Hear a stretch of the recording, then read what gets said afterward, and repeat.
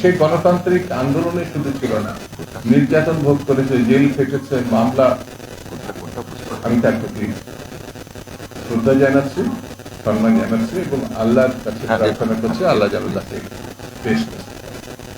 বন্ধুরা, বাংলাদেশে এখন একটি সংকটকাল সময় অতিক্রম করছে, ক্রান্তিক কাল অতিক্রম। ৫৩ বছরের মধ্যে এত বিতর্কিত সময় এর আগে বাংলাদেশ অতিক্রম করে। দেশ এবং সারা বিশ্বের সামনে গণতন্ত্র প্রত্যাশায় যে গণঅভ্যুত্থান হয়েছে, ছাত্র জনতা যে রক্ত দিয়েছে, জীবন দিয়েছে, হাজার হাজার ছাত্র জনতা এখনো পর্যন্ত হাসপাতালে বেডে, যারা প্রতিনিয়ত কষ্ট ভোগ করছে, অনিশ্চিত জীবনের মধ্যে পড়েছে, তাদের লক্ষ্যটাই ছিল ফ্যাসিবাদ থেকে, স্বৈরতন্ত্র থেকে গণতন্ত্রে ফিরে আসা। এই গণতন্ত্রে ফিরে আসার ব্যাপারটা এত সহজ ছিল না। দীর্ঘ 17 বছর আন্দোলন, সংগ্রাম, লড়াই, সেই লড়াইয়ের শেষ ইনিংসটা ছিল 1 মাসের চূড়ান্ত আন্দোলন। সেই আন্দোলন হাসিনাকে পালাতে বাধ্য করেছে, তার মন্ত্রী পরিষদকে পালাতে বাধ্য করেছে, তার এমপি যারা ডাকাত, খুনি, লুটেরা। এই আওয়ামী লীগ চূড়ান্ত ভাবে পরাজিত হয়ে পালিয়ে গেছে।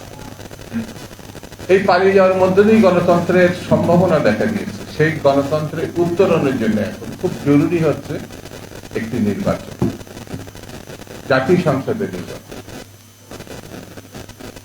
এই দেশের মানুষ 3টি ভোটে কখনো ভোট দিতে পারেনি। যার বয়স 35, সে কিন্তু এখনো একবারের জন্য নির্বাচনে অংশগ্রহণ করতে পারে নাই, ভোটও দিতে পারে না। সেই সম্ভাবনা দেখা দিয়েছে।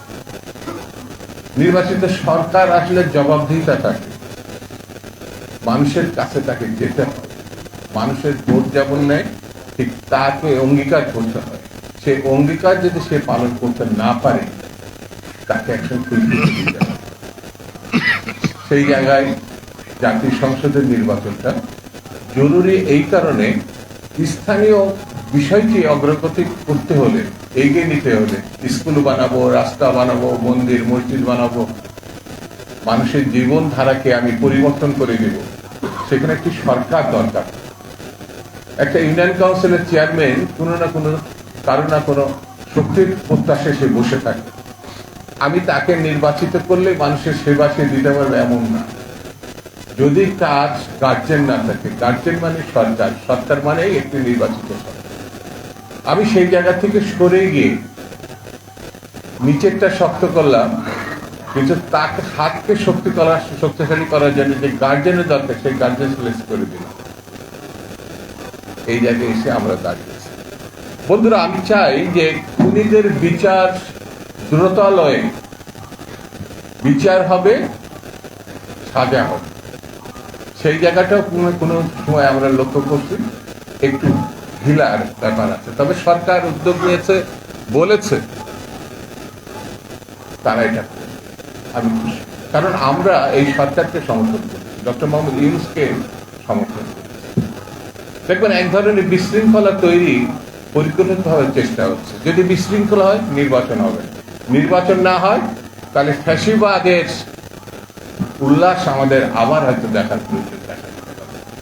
সেহেতু যে কোনো ভাবে জাতীয় ঐক্য, বিশৃঙ্খলা বাদ দিতে হবে। এটা যদি বাদ দিতে না পারি, তাহলে ষড়যন্ত্রকারীদের হাত শক্তিশালী হবে। সেই জন্য ছোটখাটো বিষয়গুলোকে পরিত্যাগ করতে হবে। রক্ত যারা দিয়েছে, আমি তাদের রুহের মাগফিরাত কামনা করি। আর যারা এখন অসুস্থ, আমি সরকারকে বলি সেগুলো দেখতে হবে, খুব দ্রুতালয়ে দেখতে হবে। যে কোনো পরিস্থিতিতে বুঝতে হবে বাংলাদেশকে যারা একেবারে ধ্বংস করে দিয়েছে, অর্থনীতিতে, রাজনীতিতে, সামাজিকতায়, তাদের ব্যাপারে ঢিলা দেওয়া যাবে না, কোনোভাবে ঢিলা দেওয়া যাবে না। এই খুনি পার্শ্ববর্তী একটা দেশে অপেক্ষা করছে। সেই দেশ সারা বিশ্বে তার পক্ষে কাজ করার চেষ্টা করেছে, কোনো লাভ হয় না। সর্বশেষ আমেরিকায় গিয়েছিল, আমেরিকার প্রেসিডেন্ট তাকে যেসব কথা বলেছেন তাতে মনে হচ্ছে খুনি এবং খুনির অভিভাবক দুটাই হতাশ হয়েছে। সামনে আরো হতাশ হবে। গণতান্ত্রিক নির্বাচনের মধ্য দিয়ে গণনির্বাচিত যে ব্যক্তিগুলো আসবে তারা হচ্ছে আইনের শাসন প্রতিষ্ঠা করবে, হাট এবং ভোটের অধিকার প্রতিষ্ঠা করবে।